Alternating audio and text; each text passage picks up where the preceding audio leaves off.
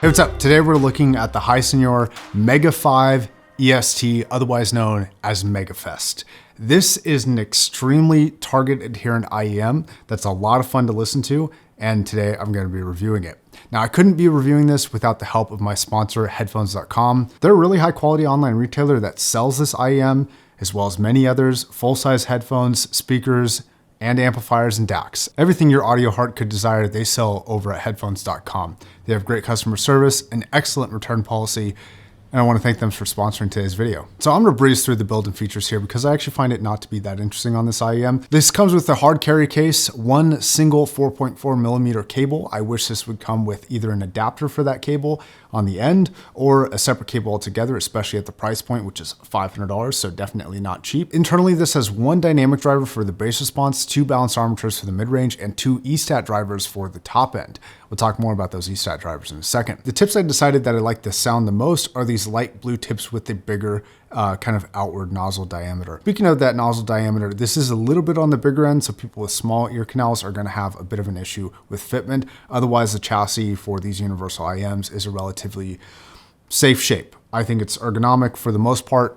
I don't think it's super comfortable, but it's not uncomfortable either. The one complaint that I do have about build is I feel like the faceplate looks a little bit cheap, mostly because of the Phoebos on the side of it. This apparently stands for Feel the Beauty of Sound, but I wish they kind of would have just left this blank if they weren't going to do anything special on the faceplate. Now for sound near the end, I'm going to be comparing this to a couple IEMs, including my favorite IEM, the Dunu Mirai. In that comparison, I'm going to tell you why perfect target adherence is not always a good thing. So let's look at the target that I keep talking about, right?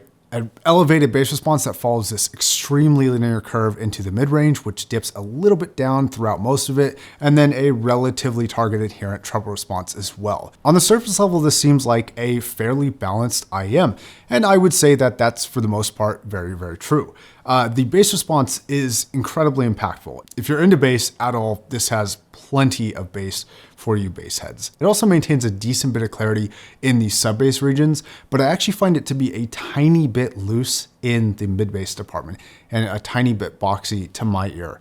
This sounds like maybe a 7 out of 10 for quality of bass response at this price range. Compared to the headphones like the Mirai or even things like the Dark Saber, I find the bass response to be a little bit loose compared to those, which is a tad unfortunate because ultra clean bass with this response curve would be incredible. So I don't want this to sound like it's not good because it's very, very good, but it's not perfect in my opinion, but it's still very good. Now in the mid-range between about 300 Hertz and 800 Hertz, it actually looks like it's a little bit lower, and you can definitely sense that compared to more active mid-range IEMs.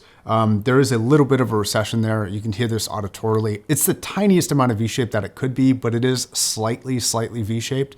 And I think for certain users, this is going to actually be a great thing.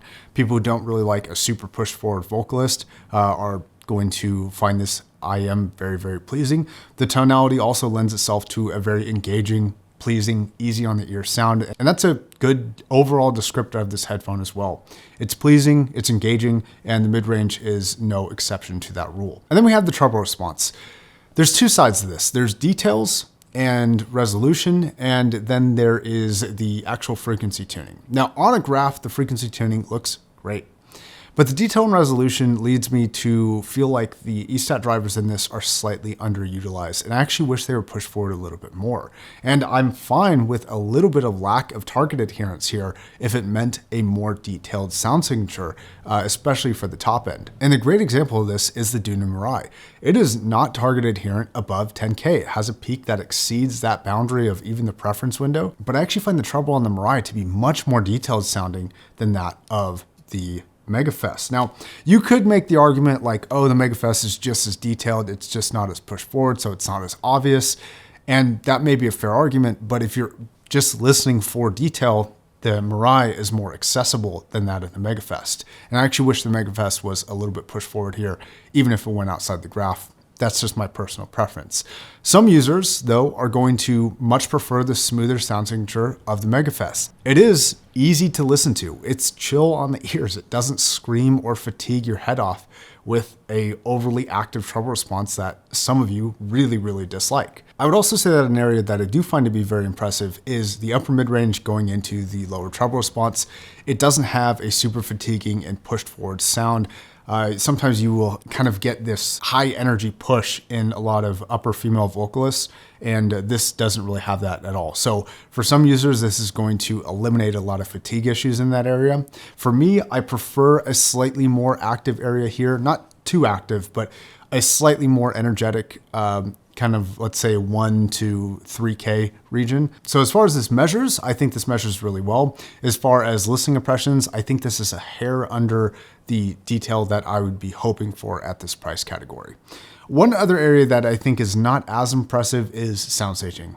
So there's a compromise here. If you want better sound staging, you are typically going to have to deal with a brighter headphone. If you look at full-size headphones that are really good with sound staging, like the AB1266 or the HC800S or the Focal Utopia or the Hyphen Aria, they all have a little bit more active treble response that may not be target adherent, but it lends itself to a better sound staging experience. And that's something that unfortunately this doesn't really have. It's got decent sound staging, but nothing spectacular. And I would consider the sound staging potential of a lot of other IEMs that may not be as well measuring in the top end, but the sound staging is better. All right, now the graphed performance of the Dunu Mirai versus the MEGAFEST highlights some quite interesting comparisons between the two. The Mirai has a slightly better boost in the ultra low frequencies. You can see it actually kicks up a little bit higher than that of the MEGAFEST, but the MEGAFEST has a kind of more present, let's say 40 to 100 or 120 hertz region. And then you see actually a bit of a shelf leading into the mid-range for the Mirai, which the MEGAFEST does not have. Now, what's interesting about this is that the Mirai actually sounds cleaner through the bass response, and I think it's due to this slight recession comparatively to the MEGAFEST in the mid-bass. The mid-bass does not come across bloomy or bloated at all in the Mirai, but it does come across slightly bloated in the MEGAFEST. You can also see that the Mirai has a slightly higher presence throughout most of the mid-range, and this is very obvious when you're listening to most vocalists. They come across a little bit better separated from the background, a little bit more complete and full to my ear. But between, let's say, 500 hertz and 3000 hertz, they do carry more energy on the Mirai, and not everybody's going to like that. And then the big difference maker here for sound staging, I think, is between 10 and 20K. You can see it's elevated on the Mirai. Again, some users are not going to like that. Again, it doesn't look as good on a graph. And again, it is more fatiguing on the Mirai, but it comes across more detailed and it comes across with better sound staging. So to me, that's a sacrifice I'm willing to make, but user preference here is going to differ. So overall, I think this is a really well-performing IEM, and I cannot ignore how well it measures on a graph. And for some users, that factor alone will be the decision maker. I do want to kind of talk about a slightly bigger thing here. I think graphs are a good tool. They're a good piece of the puzzle, but your real puzzle is not going to be solved completely until you actually put something on your ears and listen to it. And you can see something that looks perfect on a display, but when you get it, you will have preferences that may be outside of that boundary. And this is a clear line for me where I prefer things that are a little bit more active above 10K, so long as that the resolution is there. When you get into that shiny treble that's low resolution and just bright and harsh, different story, but as long as it can keep up with a good amount of detail, it's fine. So that being said, in comparison, I find the Mirai to be a bit more of a lively sound, specifically because of that mid-range and treble response. The MEGAFEST comparatively is slightly darker and definitely bassier sounding overall than that of the Mirai. And I think there's definitely an audience for both. And I would definitely say that the MEGAFEST, for the right person, not me, but for the right person, is going to be an excellent IEM for the money. I do wish it looked a little bit better on the exterior, but you know, most of the time you're going to be listening to it, so it's more about how it sounds and how it looks. All right, that's going to be my review of the Mega5-est. I want to thank Headphones again for sending this out and sponsoring today's episode. This video literally would not have been possible without them, so I do appreciate their continued support.